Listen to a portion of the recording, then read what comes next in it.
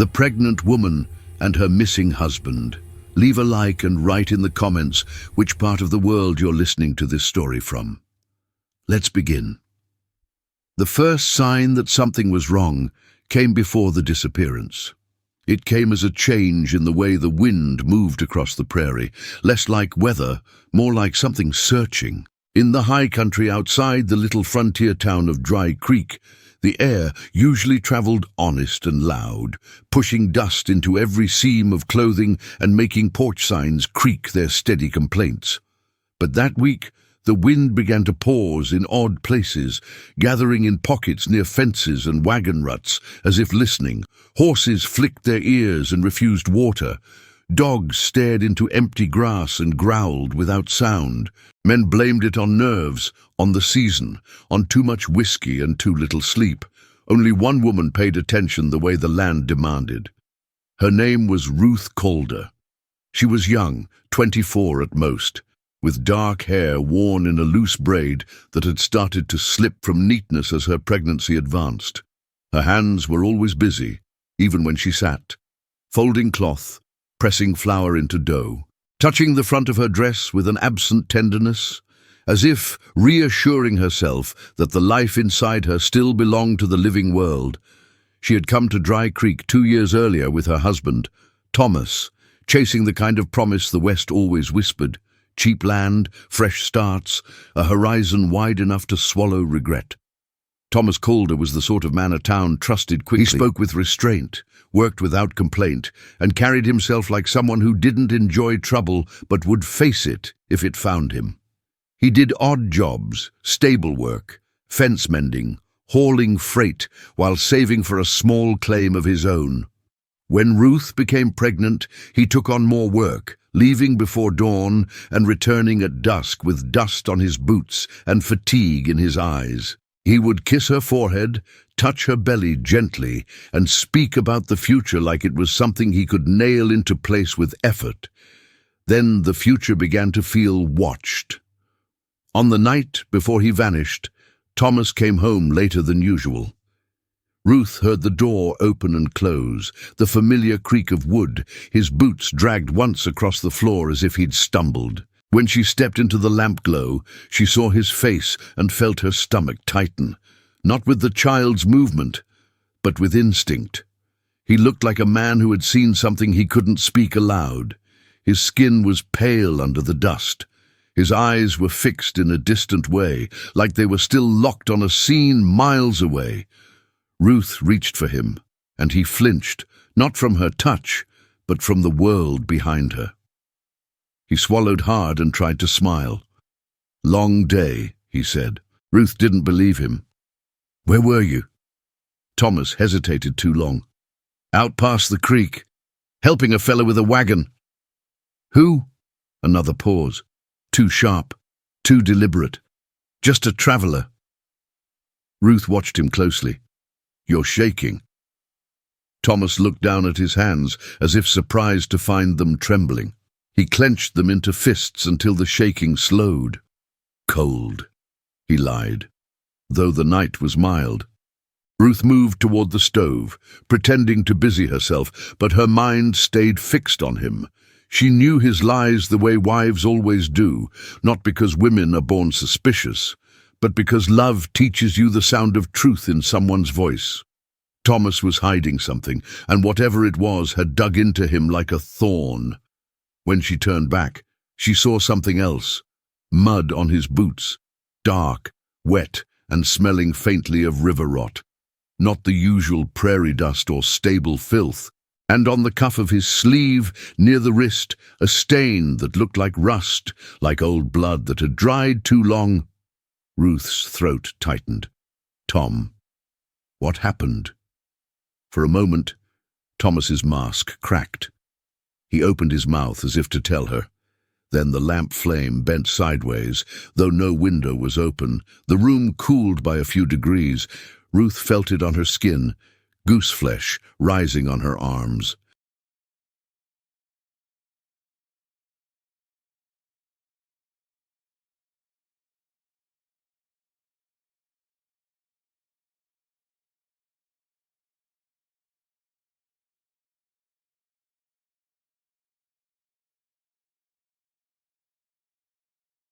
Thomas's eyes flicked toward the corner near the pantry, and fear crossed his face so fast Ruth almost missed it. Then the house made a sound, not a settling creak, not wind, a soft tap, like a fingernail on wood, coming from the wall behind the pantry shelves. Ruth froze. Thomas went still as stone. The tap came again, 3 times, slow and patient. Ruth whispered, barely moving her lips, "What is that?" Thomas swallowed hard. "Don't," he said softly. "Don't ask me tonight." Ruth's hand drifted unconsciously to her belly. The baby shifted, a slow roll like it was trying to find a safer place inside her. Thomas stepped close and took her hand. His grip was firm, almost painful, as if he needed to anchor himself to something living. "If I don't come back tomorrow," he said, voice low, "you go to Father Dyer. You hear me?" Ruth stared at him. "Don't talk like that." Thomas's eyes shone with something like apology. "Just promise." Ruth wanted to refuse, to argue, to demand the truth, but another tap sounded from the wall, and she felt her courage drain into a cold certainty. Whatever was in that house was not imagination. It was not nerves. It was something that listened, and it disliked being discussed. Ruth nodded once. "I promise." Thomas exhaled shakily and kissed her forehead the way he always did, but this time his lips lingered, as if he didn't trust himself to let go. When he pulled back, he forced a smile that didn't reach his eyes. "I'll be back before supper," he said. He never was. The next morning, Thomas left before the sun fully cleared the hills. Ruth watched him from the doorway, her shawl pulled tight around her shoulders, despite the mild air. He paused at the gate and looked back at her, longer than usual. He raised a hand, hesitated, then waved. Ruth waved back, the gesture stiff and wrong, like a farewell she refused to admit was one. When he disappeared down the road, the wind shifted again, pausing near the fence line as if to watch him go. Hours passed, then more. By noon, Ruth felt the first sting of fear. By mid-afternoon, it settled into her bones. At dusk, she walked the road a mile out, calling his name until her throat ached. No answer came back but the echo of her own voice bouncing off dry hills.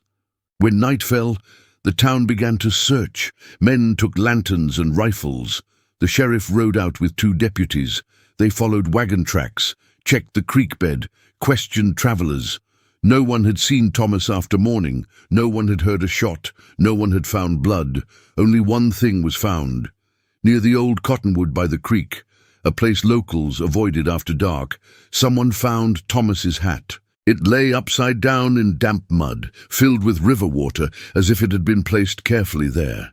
Inside the hat, floating like a dead leaf, was a strip of cloth, red cloth, and on it, stitched in black thread with unsettling neatness, was a single word: return. Ruth held the cloth in her hands when they brought it to her, and the world tilted.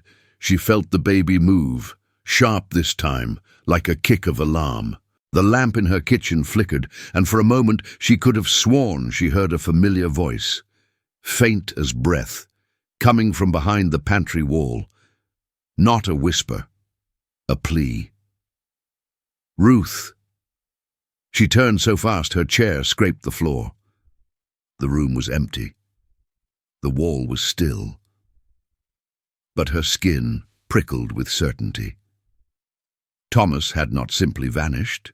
He had been taken, pulled into something that lived close to the creek, close to the mud, close to the old stories people in Dry Creek never told, within earshot of night.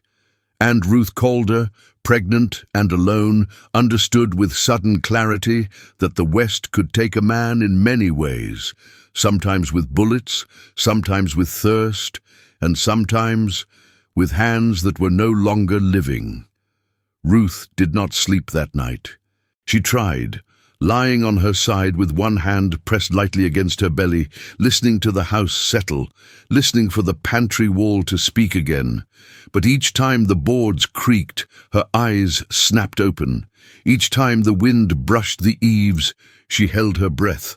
The lamp flame trembled even when the air was still, and the shadows in the corners looked too thick for such a small room. Near midnight, someone knocked at her door. Not the sheriff, not a neighbor checking in. The knock was too soft, too deliberate, 3 gentle taps, evenly spaced, like a ritual rather than a request. Ruth sat upright, heart hammering. The baby shifted in her belly as if startled awake. She didn't answer. The knocking came again, 3 taps. Ruth reached for the shotgun Thomas kept behind the kitchen chair. She had never fired it, but she knew how to hold it. Thomas had taught her, laughing gently, saying the West didn't care if you were frightened, only if you were prepared. Her hands trembled as she lifted it, the barrel pointing toward the door. "Who's there?" she called, voice thin, silence. Then a sound from the pantry wall, one single tap. Like a reply, Ruth's scalp prickled. She backed away from the door, eyes flicking between the pantry and the dark window above the sink. Outside, the fog rolled low across the yard, so thick the moonlight looked bruised. Something moved in it, not a shape exactly, more like a shifting absence where the fog refused to fill.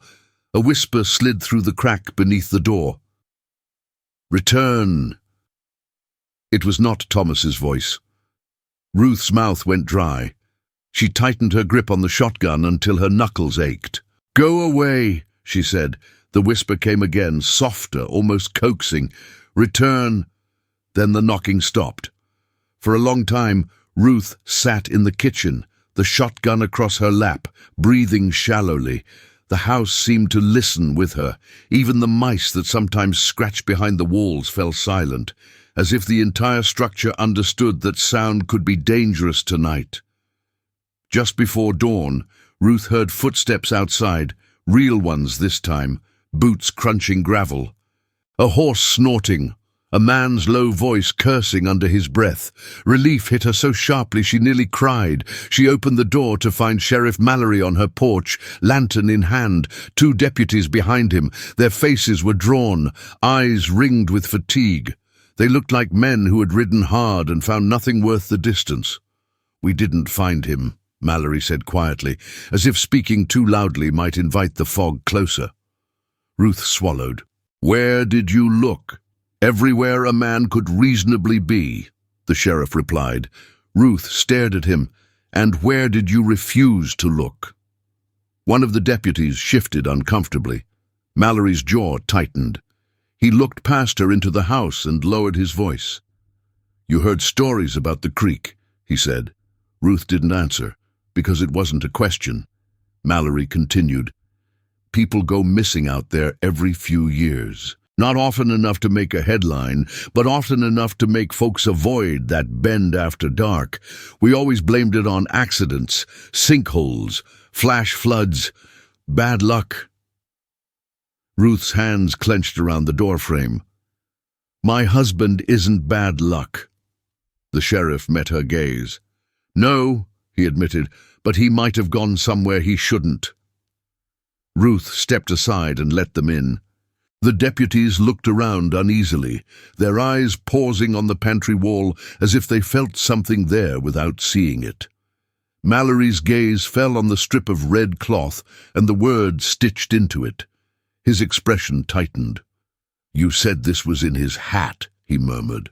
"Yes," Ruth replied, "and the hat was full of river water like someone placed it there." Mallory exhaled slowly. "That wasn't for you," he said. Ruth frowned.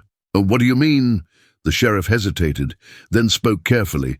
"That was for the town," he said. "A message, a warning." Ruth's voice rose. "Warning of what?" Mallory looked toward the window. The fog outside pressed close, as if listening. "Of a debt," he said finally. Before Ruth could demand more, another knock came, harder this time. Urgent. A neighbor, Mrs. Yates burst inside without waiting to be invited. Her face was pale, hair half-pinned, eyes wide with shock. "It's Caleb," she gasped. "He woke up screaming, says Thomas is alive." Ruth's heart seized. "Where?" Mrs. Yates shook her head frantically. "He won't stop crying. He keeps saying Thomas is under the water, but he's breathing." Mallory exchanged a look with his deputies. "Take me to him," he said. Ruth grabbed her shawl and followed before anyone could stop her. Caleb Yates was 12, all elbows and frightened eyes. He sat on his bed shaking, clutching his blanket like a lifeline. When Ruth entered, his gaze snapped to her as if she were the answer and the danger at once. He began sobbing harder. "Tell me," Ruth said, forcing her voice steady. She knelt beside him. "Caleb, look at me. Tell me what you saw." Caleb swallowed, tears sliding down his face. "It wasn't a dream," he whispered. "It was like someone shoved the inside of my head full of pictures." Mallory's voice was careful. "What pictures, son?" Caleb's eyes darted toward the window. "The creek," he choked out. "The bend where the cottonwood is. There's water, but it's not moving right. It's like a mirror, and there's someone under it, standing, not floating. Standing like the water is air." Ruth's breath caught. "Thomas!" Caleb nodded furiously. "He's there," he insisted. "His eyes are open. He's hitting on something like glass, but he can't break it. And there's a woman—" His voice broke. He squeezed his eyes shut. "She's not right. Her hair's all wet and she's smiling like she's happy. He's scared." Mallory stiffened. "Did she say anything?" Caleb's lips trembled. She said the baby belongs to the creek now." Ruth went cold. Her hand flew to her belly, protective and shaking. The baby moved again, harder this time, as if responding to the fear flooding Ruth's body. "That's enough," Mallory snapped, more sharply than he intended. He softened his tone immediately. "You did good, son." Caleb grabbed Ruth's sleeve. "Don't go," he begged. "She knows you. She was looking at you." Ruth held his gaze. "Then she already has," she said quietly. They left the Yates house in tense silence. Outside, the morning light struggled against the fog. The town looked muffled, half erased. Even the usual noises, wagon wheels, distant voices, seemed dampened as if the air had grown thick with listening. Mallory walked beside Ruth. "You're not going out there," he said. Ruth stopped dead. "I'm going." "No," the sheriff said firmly. "You're pregnant, and if there's something out there, something that can do what the boy described, then you don't go near it." Ruth stared at him with a steadiness that surprised even her. "Sheriff, if Thomas is alive, I'm the only reason he'll hold on," she said. "And if he isn't, then I'm still going, because I'll die before I let something claim my child." Mallory's face tightened. He looked away, jaw working. "Father Dyer," he muttered. Ruth remembered Thomas's words from the night before he vanished. "If I don't come back tomorrow, you go to Father Dyer." "Yes," she said. "Take me to him." Father Dyer's church sat slightly apart from the rest of town, its wooden walls sun-bleached and plain. The priest was an older man with heavy brows and hands scarred from work he never admitted doing. He listened to Mallory's summary without interruption, his expression unreadable. When Ruth described the tapping behind her pantry wall, Father Dyer's eyes flicked briefly toward the floor, as if counting something invisible. "And the cloth," he said, nodding toward the red strip in Ruth's hands. "Show me." Ruth held it out. Father Dyer did not touch it immediately. He studied the stitching with quiet dread. "This is not a warning," he said finally. "It's an instruction." Ruth swallowed. "Instruction for what?" Father Dyer's voice lowered. "For a ritual," he said. "An old one. Older than this town.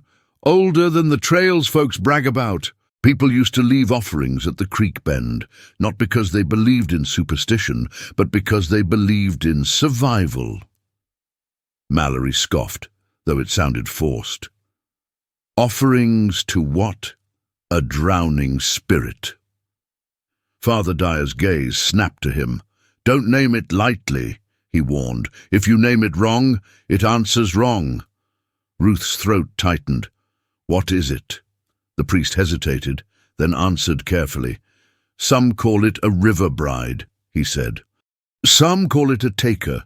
In the old stories told by people who lived here before any of us, there are places where water is not just water, places where it remembers every body it has taken, and sometimes it wants more." Ruth forced herself to breathe. "It took my husband." Father Dyer nodded slowly. "Yes," he said, "and now it knows you're carrying life, that matters to things that are trapped between death and hunger." Mallory's voice hardened. "How do we get him back?"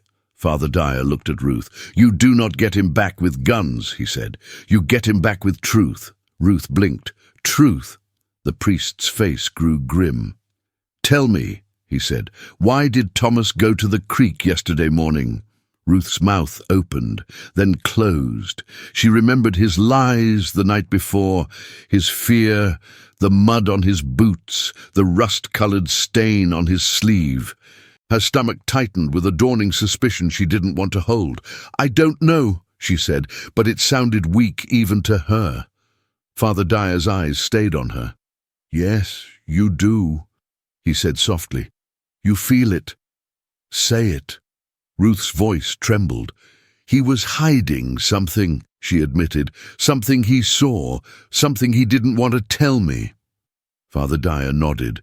"Then the creek already had him halfway," he murmured, "because it feeds on what you refuse to speak." Ruth felt tears sting her eyes. "What do I do?" Father Dyer reached beneath his desk and pulled out a small bundle wrapped in cloth. He unrolled it carefully. A tarnished silver crucifix, a vial of oil, and a thin strip of braided cord that looked older than the church itself. "You will go to the creek at sundown," he said. "Not alone. The sheriff will come, and 2 men who can keep their fear quiet. You will bring that red cloth, you will bring a lantern, and you will bring one thing the creek cannot digest." Ruth's voice caught. "What?" Father Dyer's gaze held hers. "A name," he said, "the true name of what took him." The air in the room felt colder. Mallory frowned. "We don't know any true name." Father Dyer looked at Ruth again. "But your husband might," he said. "And if he's still breathing under that water, he will have to speak it. He will have to confess what he learned out there, or the creek will keep him." Ruth's hand trembled against her belly. "And my baby." Father Dyer's expression tightened with something like sorrow. "That's the leverage," he said. "It wants the living. It wants what it cannot be." Ruth stared at the red cloth in her hands. The stitched words seemed to pulse in the lamplight. Return, not a request, a command. And Ruth Calder understood, with a clarity that cut through her fear, that the night ahead would not be a search. It would be a negotiation with something that had never learned mercy, only exchange. The day dragged the way heavy days always do, slow in the morning, cruel in the afternoon, and suddenly gone when you realize you've been holding your breath for hours. Ruth spent the daylight doing the small things people do when they're trying not to fall apart. She swept the floor that didn't need sweeping. She boiled water that she didn't drink. She folded and unfolded the same cloth until the edges lost their straightness. Every so often, she caught herself standing perfectly still, listening for the pantry wall to tap again, listening for Thomas's voice in the quiet spaces between her thoughts. It didn't come. That absence was worse than any whisper. By late afternoon, Sheriff Mallory returned with 2 men Ruth recognized from town, Silas Wynne and Frank Mercer. Silas was a wiry ranch hand with a face like sun-dried leather and eyes that didn't flinch easily. Frank worked freight and rail deliveries. His shoulders were broad, his hands scarred from rope and iron, and he looked like someone who believed problems could be hauled, loaded, and pushed aside. Both men avoided Ruth's eyes at first, because looking at a pregnant woman about to walk towards something hungry made them feel like cowards, even when they were doing what courage required. Father Dyer met them outside the church with a lantern and the bundle he'd shown Ruth earlier. He did not preach. He did not dramatize. He spoke in the tone of a man giving instructions for a dangerous job. "You do not run," he said, eyes moving from face to face. "Running turns you into prey. You walk steady. You speak only when necessary. You do not insult it. You do not bargain with anger. And whatever you hear, whatever it says to you, you do not answer with lies." Frank shifted, jaw clenched. "What if it comes at us?" Father Dyer's eyes narrowed. "If it could take you like a wolf takes a calf," he said, "you'd already be gone." Silas swallowed.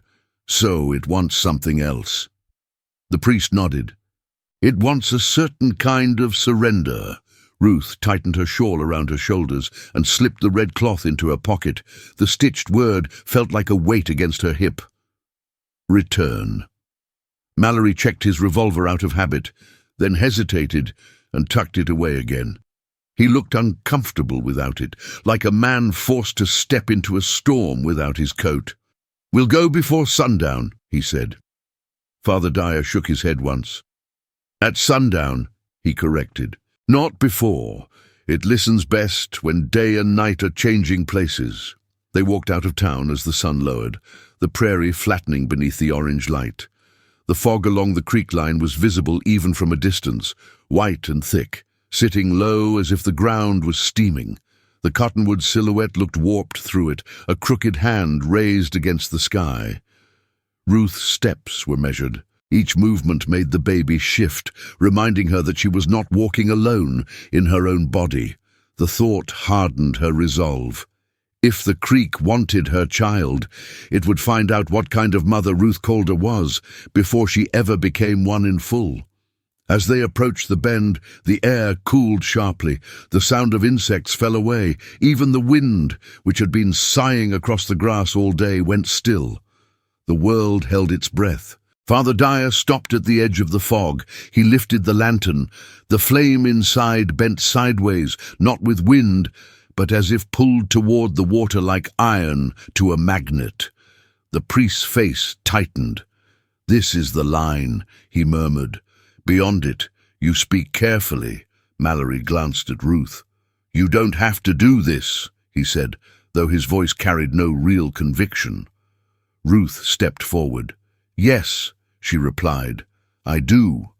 The fog swallowed them. Inside it, distance became unreliable. The cottonwood seemed both near and far. The creek's sound was wrong, too quiet for moving water, as if the river had decided to mimic stillness. The smell was stronger here, damp and sour, with something sweet beneath it that reminded Ruth of flowers left too long in a vase. They emerged onto the muddy bank. The creek bend lay before them like a dark ribbon. Yet the surface did not ripple. It looked solid, glass smooth, reflecting the dimming sky with eerie precision. The reflection was too perfect, as if the water had become a mirror. Father Dyer stepped forward, careful not to let his boots touch the edge. He set the lantern down on a flat stone and unrolled his bundle. The crucifix, the oil, the braided cord. He dipped 2 fingers into the oil and drew a small mark on each of their foreheads. Mallory tensed. "Oh, what's that for?" "To remind you," Father Dyer said quietly, "that you belong to the living." Ruth flinched as the oil touched her skin, not from cold, but from the sensation of being recognized. The air around her seemed to hesitate, as if something unseen had noticed the mark and disliked it. Father Dyer lifted his head and spoke toward the water, his voice steady, but not loud. "We came to speak," he said. Silence answered. Then from beneath the mirror surface, a shape moved. It rose slowly, not breaking the water, not pushing through it, simply becoming visible as though the water had decided to reveal what it had been hiding. A man stood beneath the surface, upright, eyes open, mouth moving soundlessly. Thomas. Ruth's breath caught so hard it hurt. Her knees threatened to buckle, but she forced herself upright. Thomas looked pale, his hair drifting as if in a current that didn't exist. His hands were pressed against the underside of the surface like a man trapped under ice. His lips formed her name. Ruth! She stepped forward instinctively. Mallory's hand shot out, gripping her arm. Don't! He hissed. Ruth tore her gaze from Thomas with effort and looked at Father Dyer. He's alive, she whispered, voice shaking. Father Dyer's eyes stayed on the water. Alive enough, he said grimly. Speak to him, but do not offer yourself. Ruth leaned forward slightly, just enough to make her voice carry. Tom, she said, I'm here. Thomas's eyes widened with something like relief, and then, behind him, another shape appeared. A woman. Her hair floated around her face in heavy wet strands. Her skin had the pallor of drowned flesh, but her smile was too full, too pleased, like someone enjoying a private joke. Her dress clung to her in folds of dark fabric that might once have been blue or black or red, impossible to tell beneath the water's false light. Her eyes were the worst part, bright and attentive, fixed not on Thomas but on Ruth's belly. She lifted a hand and placed it gently on Thomas's shoulder. He flinched as if burned. Then her voice came, soft, clear, not muffled by water at all. You brought him company, she said. Silas swore under his breath. Frank's hand went to his belt as if searching for something that could help. Mallory took a step back, eyes wide. Ruth's heart hammered. She forced herself to speak. Where is my husband? The woman's smile deepened. Here, she replied, as if the question was silly. Where he chose to come. Ruth's throat tightened. He didn't choose you. The woman tilted her head. No, she agreed lightly. He chose a secret. Thomas pressed his hands harder against the surface, his mouth opening in a silent plea. His eyes begged Ruth to understand something he could not say freely. Father Dyer stepped forward, crucifix in hand. We are here for words, he said firmly, not games. The woman's gaze slid to him, amused. You are always here for words, she said, but you are never here for truth until it hurts. Father Dyer's jaw clenched. Name yourself, the woman laughed, a sound like water poured over stone. Names are for the living, she said. I have been too many things. Ruth reached into her pocket and pulled out the red cloth. You left this, she said, holding it up. You told me to return. The woman's eyes flicked to the cloth, and for a moment her smile faltered. Just a crack, a brief irritation that revealed something hungry beneath. Yes, she said. And you did, Ruth's voice steadied. Why? The woman's gaze returned to Ruth's belly with open interest. Because you carry what I cannot, she said softly. Because you carry breath that belongs to the future. Frank's voice broke, rough with disbelief. You want her baby. The woman did not look at him.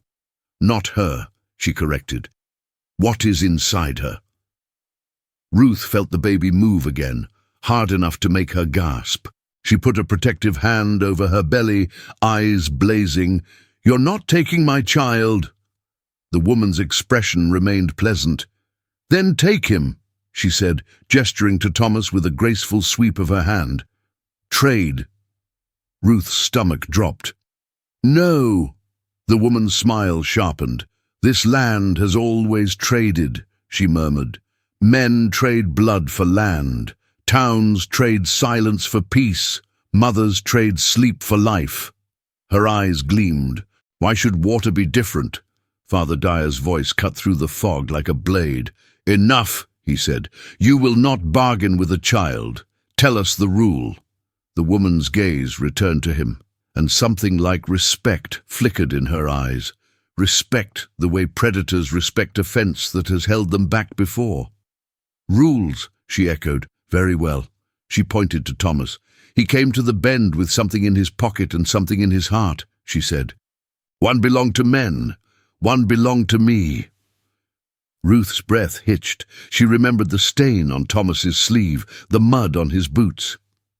"Tom," she whispered, voice cracking. "What did you do?" Thomas's mouth formed words beneath the water, but no sound came out. His eyes filled with helpless grief. The woman leaned closer to him, pressing her lips near his ear as if whispering. Then she looked at Ruth. "Ask him what he saw," she said sweetly. "Ask him what he took." Ruth forced herself to breathe. "Tom," she said, loud enough to carry, "what did you take from the creek?" Thomas's eyes squeezed shut. Then the water around his throat seemed to tighten like a collar. His body jerked slightly. His mouth opened, and at last, thin as a thread, the faintest sound escaped, as though the surface had allowed one breath through. "I took a ring." Ruth's blood turned to ice. "A ring!" Thomas nodded frantically, eyes wide with shame. "In the mud, under the cottonwood. I found it. I thought it was nothing." The woman's smile returned, slow and satisfied. "It was mine," she said. "A promise. A tether." Father Dyer's face hardened. "You were a woman," he said, recognizing the shape of the story. "You drowned here." The woman's expression changed, still smiling, but colder now. "I did not drown," she corrected. "I was given to the water." Mallory swallowed. "By who?" Her gaze slid to him and held. "By a town," she said softly. "By men who wanted quiet. By men who wanted the creek to swallow what they didn't want to answer for." The fog thickened around them, pressing in like listening ears. Ruth's mind raced. "So you take men," she whispered, "because you were taken." The woman's eyes gleamed. "I take what is offered," she said. "And he offered himself the moment he touched what belonged to me." Thomas pressed his hands desperately against the surface again, eyes locked on Ruth. His mouth formed frantic shapes. "I didn't know. I'm sorry. Don't." Ruth's chest ached so fiercely she thought it might crack. She turned to Father Dyer. "How do we break it?" she demanded. "How do we get him out?" Father Dyer's voice was low, urgent. "The name," he said. "We need the true name." Ruth looked back at Thomas. "Tom," she pleaded. "What is she?" The woman chuckled. "Careful," she murmured. "Names cut, but they also bind." Thomas's body shook as if resisting a pressure. His mouth opened. No sound came. The woman's hand tightened on his shoulder.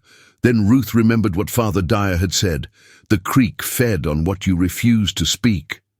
Ruth stepped closer to the edge, ignoring Mallory's grip. The cold rose into her bones. The mirror surface reflected her face and the sky behind her, and for a moment she did not see herself. She saw a different woman, hair wet, eyes bright, smiling too much. Ruth's stomach turned. She held up the red cloth. "Return," she read aloud, voice steady. "You can stitch words, you can knock in walls, you can haunt dreams." Her eyes narrowed. "But you can't take what's named and claimed." The woman's smile faltered again, and this time it didn't return quickly. "You're learning," she said, voice quieter. Ruth took a breath and spoke the only truth she could feel with certainty. "You were a wife," she said. "You were a mother." The fog shivered. The woman's eyes flashed, anger briefly breaking through her pleasant mask. "Do not—" Ruth cut her off. "You were betrayed," she continued, "and the creek kept you, but my baby is not your repayment." The water's surface trembled for the first time, rippling like skin reacting to a touch. Thomas suddenly gasped beneath the surface, a real breath, eyes bulging as though the water had tried to fill his lungs again. Ruth cried out and reached forward. Mallory yanked her back hard. "Ruth!"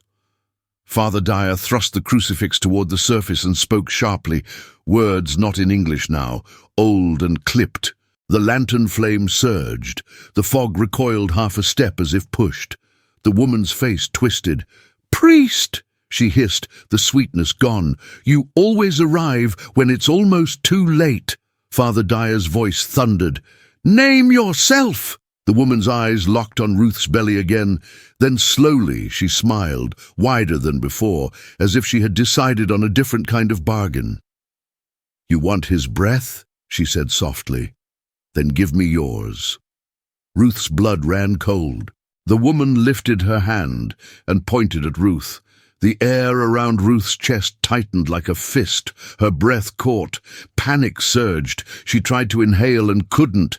Silas shouted and stepped forward, but his boots sank suddenly into mud that hadn't been there a moment before.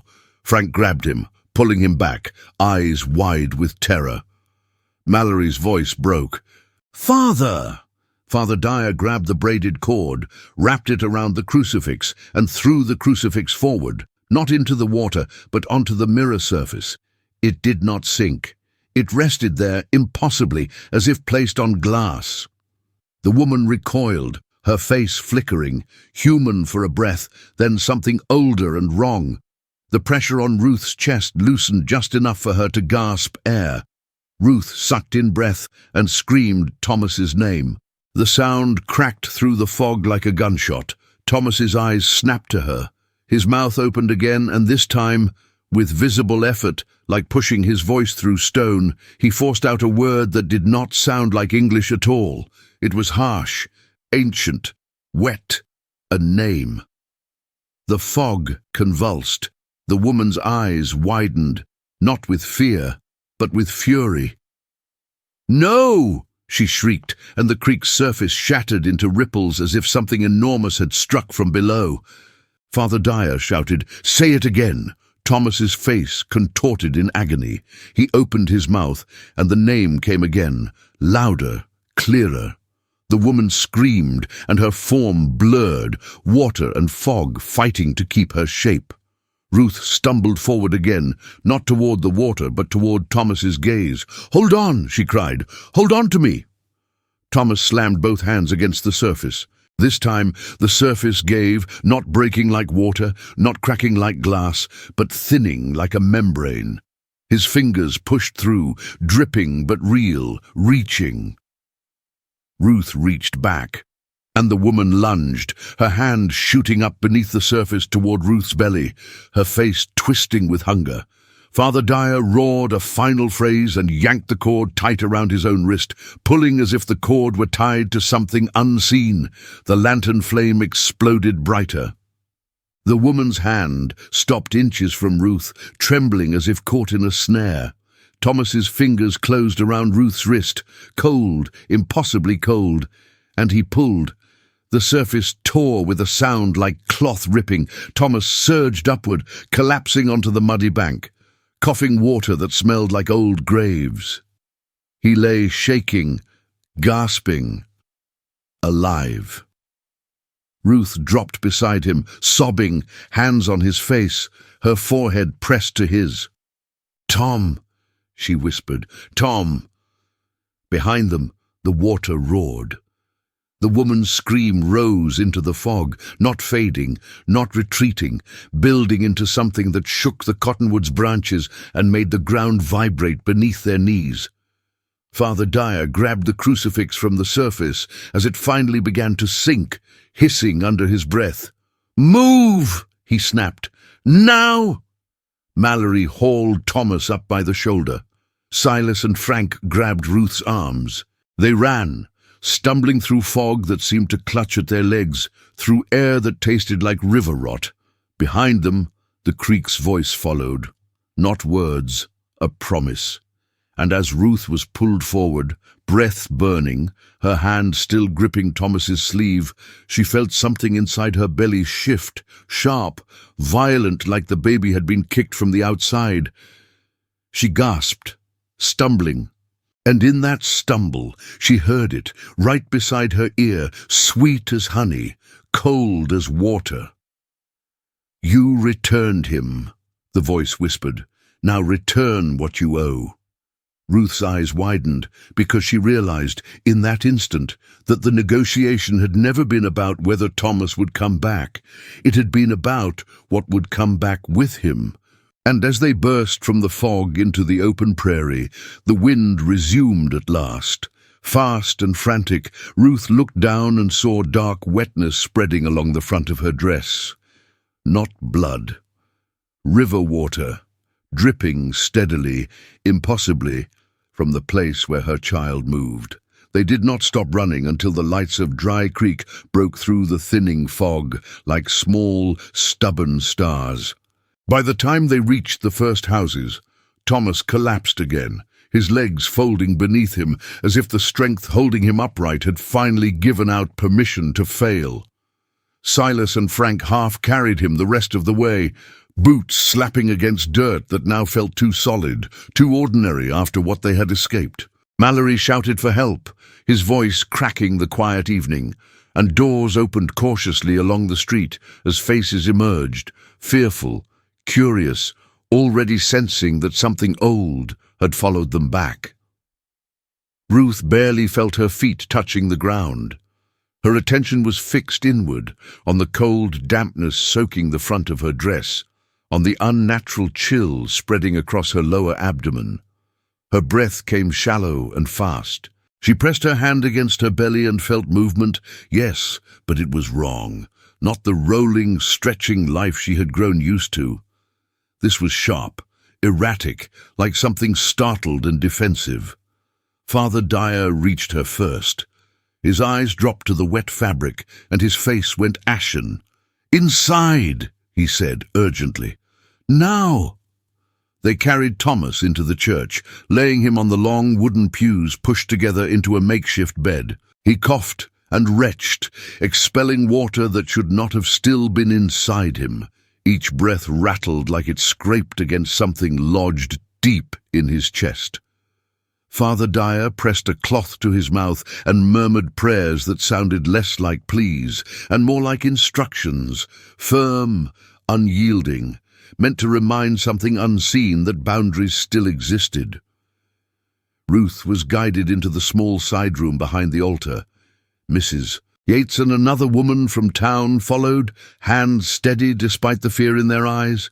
They eased Ruth onto a cot, lifting her skirts carefully, the water dripping from her dress pooled on the floorboards, dark and slick, smelling faintly of the creek. "This isn't blood," Mrs. Yates whispered. Father Dyer nodded grimly. "No," he said. "It's a mark." Ruth clenched her jaw as another sharp movement twisted inside her. "What did it do to my baby?" she demanded, voice shaking but fierce. Father Dyer met her gaze. "It touched what it could not take," he said quietly, "and in doing so, it left a claim." Ruth's eyes burned. "I won't accept that." "Good," the priest replied. "Neither should you." In the main room, Thomas stirred. His eyes fluttered open, unfocused at first, then sharpening with dawning horror as memory rushed back. He tried to sit up and cried out, clutching his chest. Mallory pushed him gently back down. "You're alive," Mallory said, voice rough. "That's enough for now." Thomas's gaze darted wildly until it found Ruth through the open doorway. Relief and guilt crashed across his face in equal measure. "Ruth," he croaked, "I'm so sorry." She struggled to sit, but Mrs. Yates held her gently. "Later," the woman murmured. "Save your strength." Thomas's breath hitched. "It's still here," he whispered hoarsely. "Not outside. In me." Father Dyer turned sharply. "Explain." Thomas swallowed, eyes glassy. "When it pulled me under, it didn't just drown me," he said. "It showed me things. The woman, she wasn't alone. There were others, shapes, faces, men and women bound to the water like reflections that forgot who they were copying." His hands shook. When I took the ring, something followed me back even before I returned to the creek. I could feel it listening behind my eyes. When she dragged me under again, she didn't want just my life. She wanted a way in. Silence fell heavy in the church. Ruth's voice cut through it. Into our child. Thomas squeezed his eyes shut. Yes.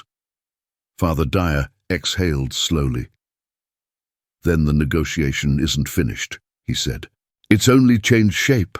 Outside, night settled fully over Dry Creek. The fog did not follow them into town, but it lingered at the edges, pooled low near the road leading back toward the creek, as if waiting.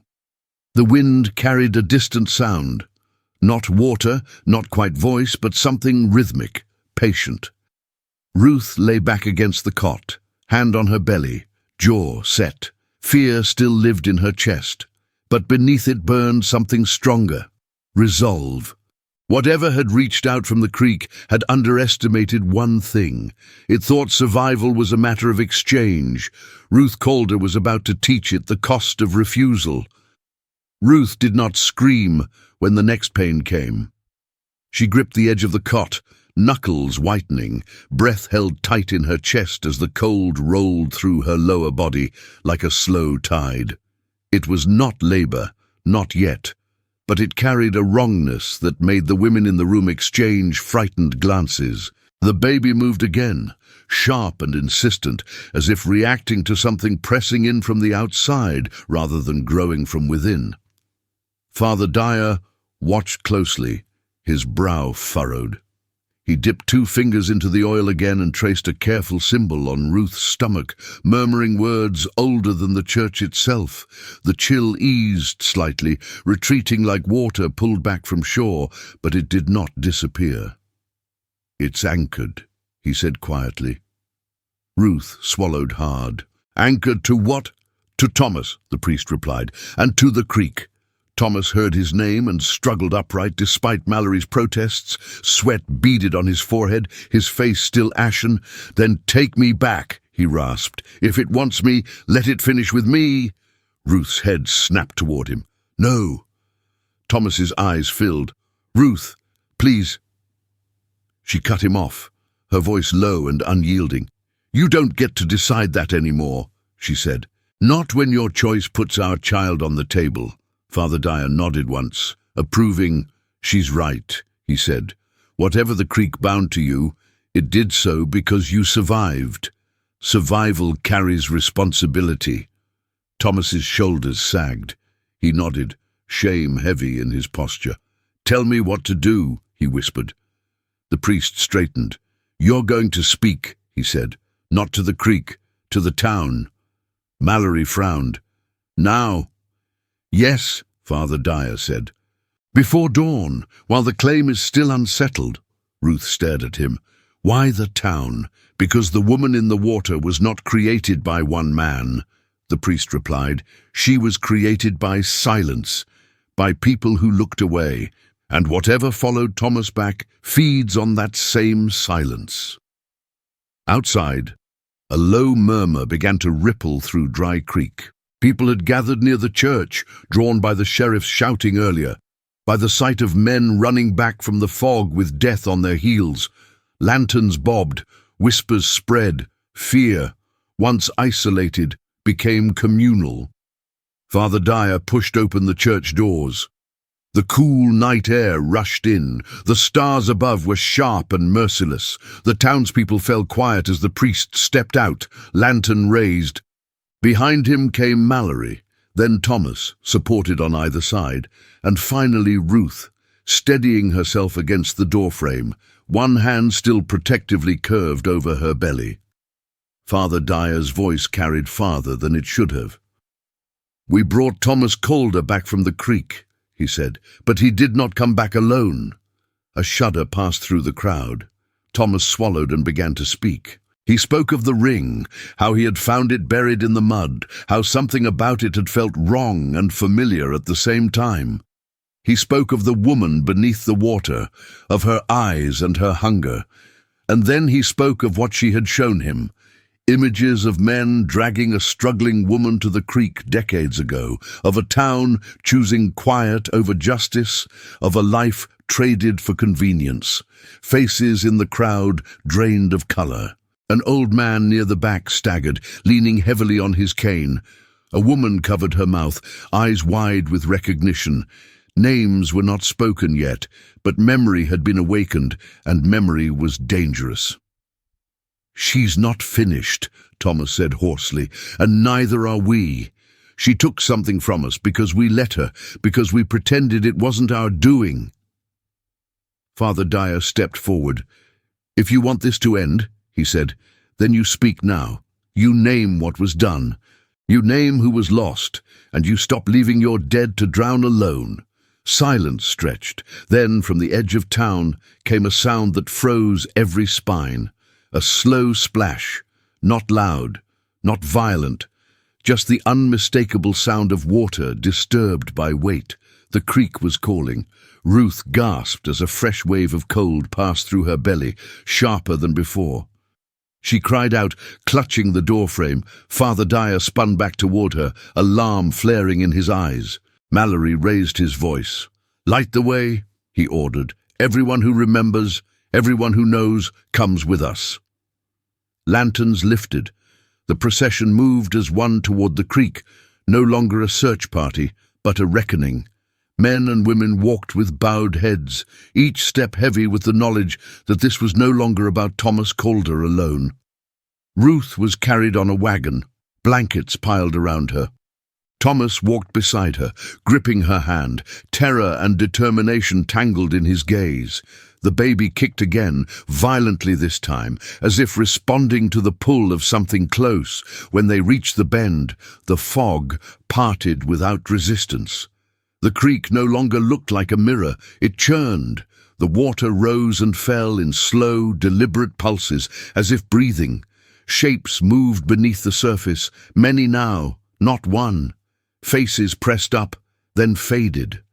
Hands reached, then vanished, and at the center, the woman rose again, her form clearer than before, her smile gone. "You brought witnesses," she said, her voice carrying easily over the water. Father Dyer stepped forward. "We brought truth." The woman's eyes flicked to Ruth, lingering on her belly. "Then speak it," she said, "all of it." One by one, voices broke the night. An old rancher confessed to helping restrain a woman years ago, telling himself it wasn't his place to intervene. Another admitted to spreading lies afterward to keep suspicion away. A third spoke through tears of seeing the body pulled from the water too late, and doing nothing. With each confession, the water shifted. The woman's form trembled, her edges blurring as if the creek could no longer hold her shape so easily. The shapes beneath the surface began to sink, no longer pressing upward. Ruth screamed as the strongest pain yet tore through her. Father Dyer caught her as her knees buckled. "It's letting go," he shouted. "Hold on!" The woman's gaze locked on Ruth, no longer hungry, furious. "You would deny me again," she hissed. Ruth forced herself upright, tears streaming down her face, voice raw but unbroken. "You were wronged," she cried, "but you don't get to make my child pay for it." The woman's mouth opened to scream, and the creek collapsed inward. The water fell back into itself with a deafening roar, the fog ripping away like torn cloth. The shapes vanished, the surface stilled. Where the woman had stood, there was nothing but dark, moving water. Ruth sagged in Father Dyer's arms, sobbing. The baby moved again, this time slow, steady, unmistakably alive. Thomas fell to his knees beside her, shaking. Mallory stood frozen, lantern lowered, staring at the calm creek with disbelief etched into his face. The wind returned, gentle and ordinary. Dry Creek stood silent, not in fear now, but in understanding. The price had been paid, not in blood, but in truth. And as Ruth was carried back toward town, exhausted but breathing, she knew with absolute certainty that her child would be born free of the water's claim. But she also knew something else. The West would remember this place, and it would remember the night a pregnant woman stood between a hungry past and an unborn future, and refused to yield either. The birth began before sunrise, not with a scream, not with panic, but with a long, steady pain that rolled through Ruth like a final tide, pulling back from shore. The wagon reached town just as the church bell rang once, Father Dyer's signal for urgency, not alarm. Lamps were lit in windows, doors opened without knocking. Dry Creek moved with the quiet efficiency of people who understood that this moment mattered more than sleep. Ruth was taken back into the church, into the same side room, now warmed with extra blankets and lantern light.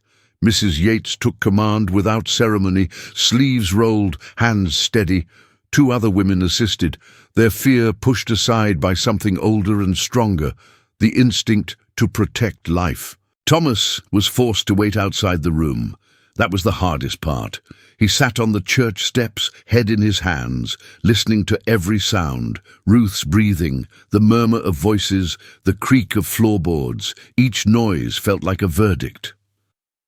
Mallory stood nearby, silent, sharing the vigil without words. The fog was gone now, burned away by the coming day, but the memory of it clung to Thomas like damp clothing. Inside, Ruth labored. Each contraction felt earned, honest, rooted in flesh and time rather than curse or hunger. The cold that had haunted her belly was gone. In its place was heat, effort, pain that meant life pushing forward instead of something reaching back. When the child finally came, the cry was loud and furious, full-lunged and undeniable. The sound carried through the church, through the open doors, into the street. Thomas looked up sharply, tears streaming down his face before he even realized he was crying. Father Dyer emerged moments later, exhaustion etched into his features, but relief too. He nodded once. "She's strong," he said. "Both of them." Thomas staggered to his feet. Inside, Ruth lay back against the pillows, spent, hair damp with sweat, but smiling through tears as the baby was placed in her arms. A daughter, dark-haired, red-faced, furious at the world she had entered, and very much alive. Ruth pressed her forehead to the child's.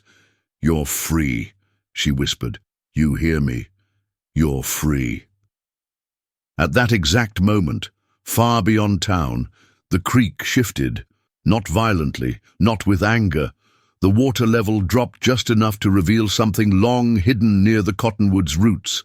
A skeleton, tangled in rusted cloth, one thin finger still bearing a broken ring.